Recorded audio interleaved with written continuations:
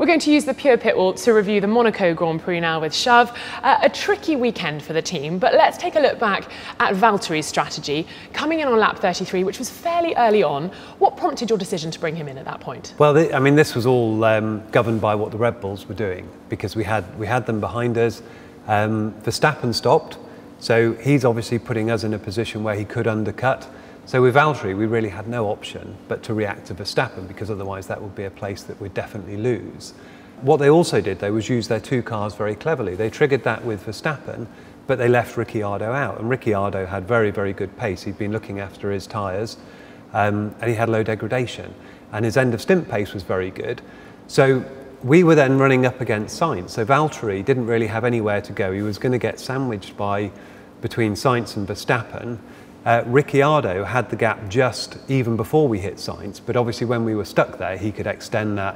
And it was a nice sort of strategy played out where they used both of those cars to take the position off us, and obviously moving Ricciardo into that final podium spot, which was obviously frustrating when you lose it, but we didn't really have the pace on the day to defend it. So now let's look at Lewis's strategy. Coming in on lap 46, you kept him out much longer than anybody else on the grid. What was the thinking behind that? Well, we knew it was going to be difficult following the qualifying on Saturday to get into a good point scoring position. And we run a lot of simulations of how the race is going to play out. And time again, we were seeing that going long was always going to deliver more than stopping early. And obviously following what the field does is never going to give you great rewards when you're starting further back. So the message going into the race was quite simple for Lewis. It was look after the tyres, bide your time. You're never going to overtake those cars on track. And when the stops start triggering and they all start peeling in, we were looking for that window of clear air where he could actually demonstrate his pace and the pace in the car and recover some of those positions. So he did that very well. It was always going to be difficult for us to finish better than 7th. We always knew that Sainz was going to be one of those key cars that if we're stuck behind him, that's where we are till the end of the race. But overall, he got the most out of it that he could that day. So here we can see all of the top 10's tyre strategies played out, and there we see Lewis staying out longer than anyone else. And similarly, if we look at the predicted pit strategies, we can see that Sebastian Vettel and Daniel Ricciardo staying out, and they benefited from this overcut that we heard so much about. Why was it working so well in Monaco this year? Well, it wasn't really just working well in Monaco. It was more about how well they looked after their tyres when they were stuck in traffic.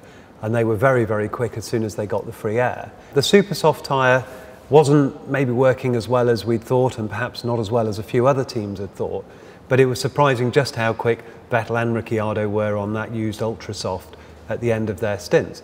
And if you look at it in the case of the two Ferraris, well, Vettel was quicker on that used ultra soft than Kimi on the new super, so it was inevitable that he was going to beat him in that situation.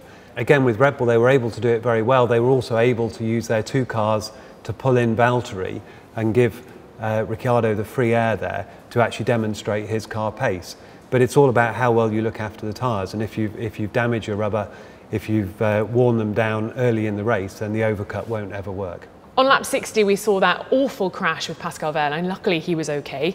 The safety car came out and Max pitted right at the beginning of the window. Was there ever a chance that you might have brought Valtteri in at that point? Well, I mean, as you say, the first thing was it was a relief to see Pascal was actually okay. It was a nasty accident that just from looking at the car, you can't see whether the driver's been hurt or not. So great to see him get out okay. It was something that we had considered with Valtteri.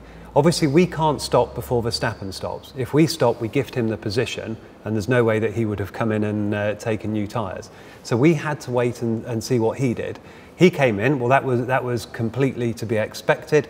He had the gap, he had a free stop as such. And that created a window that Valtteri could have stopped in, but the difficulty is we didn't have a lot of margin on that. Because Verstappen was close to us beforehand, we would then only be just dropping out in front afterwards. And there was a second or so. But if you lose that time in a pit stop, you've given up the position. And this was one that was really, it wasn't so much a strategy call as a balance of risks. The risk that the stop goes wrong in any way, and the actual very low risk that a car on fresh tyres will overtake a car on used tyres around Monaco. It's practically impossible. And while it wasn't, I wouldn't say it was comfortable for Valtteri, he came on the radio just to say that it was a bit of pressure that he was under. But actually he did a good job, and to be fair, Max was driving very sensibly. He was able to hold him up. It was a bit of work and he had to think about preserving the tyres and getting the right exits. But in the end, I think we made the right decision just to stay out on track there. And if we look across here on the weather section of the pure pit wall, we can see 54 degrees for the track temperature. What was that doing to the cars and the tyres? Well, in terms of the tyres, it's obviously hard on the tyres. It pushes up the surface temperature and it'll drive up the wear, it'll drive up the degradation. Interestingly, around Monaco, the whole track's not that hot. There's a lot of it that gets in shade. Obviously, the tunnel's completely in shade. But the areas that see full sunshine are very hot, and it does make a more oversteery balance. It does get harder to look after the cars on those long stints. The other thing with Monaco is because there's no long straights with high speed, you don't get a lot of that cooling air going through the car. So in these high ambience, and that is actually quite hot for a Monaco Grand Prix, it's very difficult to cool the cars, to cool the brakes. And you saw a number of people, a number of teams asking their drivers to just cool down a bit.